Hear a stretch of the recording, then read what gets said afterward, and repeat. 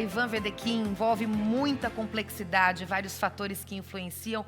E você é um homem que tem décadas de experiência. É um prazer estar mais uma vez ao seu lado, dividindo o palco para falar sobre agricultura, especificamente nesse caso, para falar sobre o milho, né, que passou aí para a primeira divisão, como a gente falou lá no primeiro bloco. Obrigada pela presença. Tenha um bom dia. Oi, Suelen, bom dia a todos. Prazer muito grande estar aqui com vocês, com os amigos do GETAP, para debater esse assunto do milho que está no meu DNA profissional, Suelen. E o Ivan agora vai explicar para você que é produtor ou faz parte da cadeia produtiva, como acontece a formação de preços do milho, quais os fatores que influenciam nesse processo.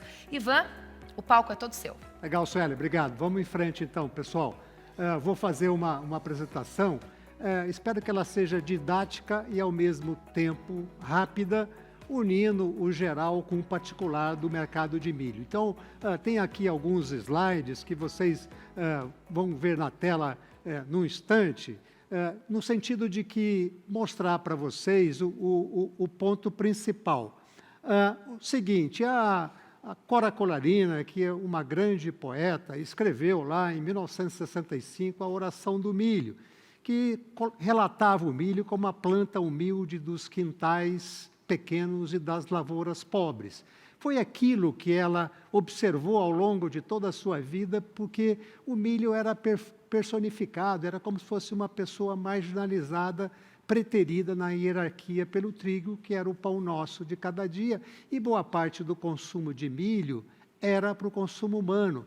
E a Cora Coralina, a partir daí, nós começamos nos anos 70 a grande transformação da agricultura brasileira, a grande revolução da agricultura tropical liderada pelo ex-ministro Alisson Paulinelli.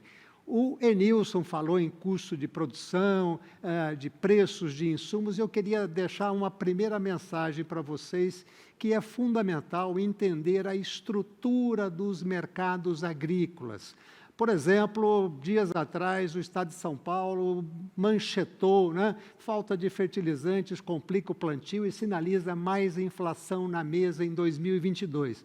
Aparentemente, a manchete é verdadeira, mas, na verdade, não é, porque custo de produção não comanda preço. É assim como no futebol, vontade de ganhar não ganha jogo. Cada mercado tem a sua estrutura. O agricultor é tomador de preço. O preço do milho não tem nada a ver com o preço de fertilizante.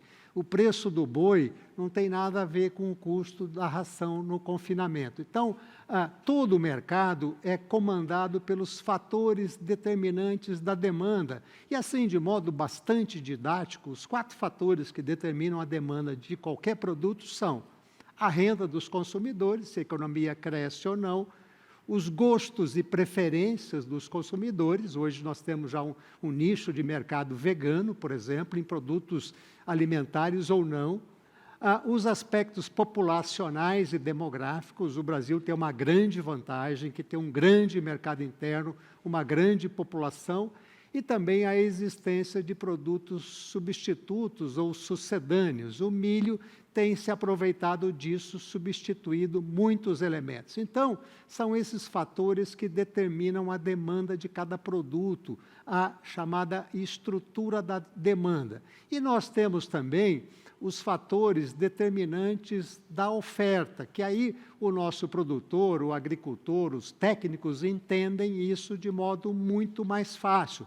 Por exemplo, os 4 fatores que determinam a demanda de qualquer mercadoria são a produtividade dos fatores de produção, terra, capital e trabalho, e nesse sentido a agricultura brasileira tem dado um show de bola, porque boa parte do seu crescimento vem da produtividade. Um outro aspecto é o preço dos fatores de produção, e aí, infelizmente, o agricultor não comanda esses preços, porque o preço dos fatores de produção, inclusive a mão de obra, é dado no mercado como um todo. Então, o agricultor é tomador desses preços de insumos. E outro elemento importante que ressalta a competitividade da oferta é a tecnologia e os processos. Ou seja, temos aqui o plantio direto, nós tivemos um show de aula nesse primeiro bloco, com o Sérgio e com o Risse, falando de todos os avanços da tecnologia, e um aspecto que é sempre uma ameaça, inclusive nessa próxima safra, é o custo de oportunidade do capital, o custo do dinheiro, tá certo? Nós temos um cenário de risco econômico e aumento de taxa de juros. E o mercado funciona dessa combinação de oferta e demanda. Cada mercado tem esses 5 elementos principais, seja o poder dos fornecedores, o poder dos compradores, é para quem o agricultor vende, a existência de barreiras à entrada nesses mercados, o nível de rivalidade. Dentro da agricultura, a rivalidade foi muito relevante no passado entre soja e milho, e hoje eles são sócios, então isso altera profundamente. Os produtos substitutos e complementares. Então, essa é as chamadas forças competitivas que governam o mercado e que determinam a capacidade dos diversos elementos de interferir no nível de competição e interferir na formação de preço, comandar os preços de mercado. E eu olhando aí, estudei bastante por duas tardes lá em Uberlândia com o Enilson, olhamos todos esses nossos dados, e a minha conclusão aí, desde que eu acompanho o mercado de milho, que começou lá na Fundação Getúlio Vargas em 1977, olhando o mercado de milho hoje, a estrutura do mercado de milho, é uma estrutura que funciona a perfeito nível de mercado. Não há grandes intervenções mais que ocasionem riscos adicionais à competitividade da cadeia produtiva do milho. Por exemplo, do lado do poder dos fornecedores, nós vemos uma concentração e um poder de formação de preço, especialmente na indústria de sementes, porque o milho é híbrido, mas a gente está vendo hoje diversas parcerias estão ampliando a competição no mercado e permitindo a entrada de novos players no fornecimento de sementes e tecnologia dos agricultores. Do ponto de vista do poder dos compradores de milho, não há nenhum segmento ou indústria ou empresa que seja relevante na formação de preços. E um aspecto que o Anderson também comentou é que os avanços na infraestrutura estão abrindo as portas da agricultura de milho no Brasil para o mercado internacional. Então, cada vez que nós melhoramos a infraestrutura, e o milho sofre muito com isso, infraestrutura, porque ele é um produto de baixo valor unitário, 1 tonelada de milho vale tanto, 1 tonelada de computador vale muito mais, 1 tonelada de automóvel vale muito mais que 1 tonelada de milho. Então, o frete é muito mais relevante nesses produtos de preço unitário menor. E outro aspecto importante é que acabou a intervenção do governo no mercado de milho. Eu fui secretário de Política Agrícola e fiz diversos programas para escoar milho do Mato Grosso, que é onde se concentravam os excedentes. Hoje, nós temos que fazer 0 desmatamento, mas o mercado de milho também é 0 do governo. Acabou a necessidade de política agrícola no Brasil, com a taxa de câmbio atual, com a tecnologia e eficiência do milho e com essa inserção internacional do milho. Não é uma transformação super importante, pessoal? E outra coisa, a formação de preço do milho no Brasil continua sendo no estado de São Paulo, base Campinas, e eu estava lá como diretor da Bolsa, quando nós criamos o atual contrato futuro de milho com liquidação financeira, tendo como referência preço Campinas.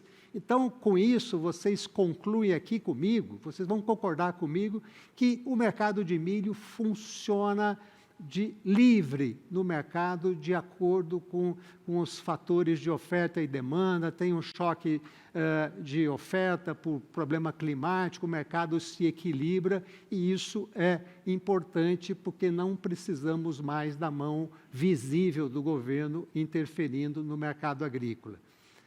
O segundo ponto que eu queria comentar com vocês quais são os direcionadores da demanda de milho, pegando o exemplo dos Estados Unidos e no Brasil. Os Estados Unidos sempre esteve na nossa frente no milho, é o maior produtor de milho.